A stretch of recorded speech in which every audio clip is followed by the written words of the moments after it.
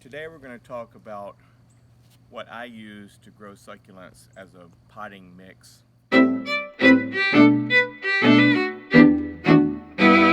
Drainage is really important, and when I first started I used perlite, which you can get at most big box stores, but I don't like perlite because it's very lightweight. It tends to float up to the top of your pot and then it can blow away. The thing I found that I like best is, of course, something that's not easy to find where I live, which is in Mississippi. And that thing is pumice. It's a wonderful thing to mix into your potting mix. And you can even reuse it if you can sift it out of the soil when you unpot a plant in the future. So let me show you what I use. I use pumice. I just buy any sort of potting mix at the store. I found this product at my local Tractor Supply poultry grit, but what it actually is chipped granite, some small rocks.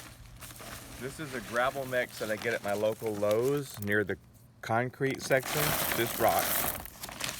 If I'm going to make a batch of soil, I usually try to do 50% soil and 50% pumice or granite or rocks.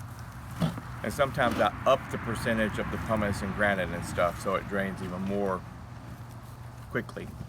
Some people I know pot things in 100% pumice, but they have to be more careful with fertilizing and water because it doesn't hold water very much. So I'm going to do 50%. So I'm going to put in 2 of these pots of the potting mix. And I'm going to put in 1 pot of pumice, and 1 pot of the granite. And I might put in a few rocks just for fun. And then I just mix it up, stir it up, try to get it as mixed as I can.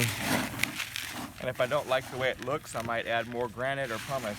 And that looks pretty good, but I think I'll put in a little more pumice just for good measure. I'm putting 1 more. So that's pretty much what I use. If I find a piece of wood or something in here, I usually throw it out. But I read somewhere, and I've been doing lately, I've been taking just normal window screen and cutting it into squares, kind of like that. And I put that over the hole of the pot in the bottom, and then get a handful of the potting mix and kind of hold the screen down and pour the potting mix over to hold it in place. Just a little bit, and then go ahead and pot my plant in that. So this is what I've been using for the last year or 2, and it's worked really well for me. So, you know, give it a try, adapt it to your own uses, and see how it goes. But this has worked for me, and I would recommend these things to use as a potting mix.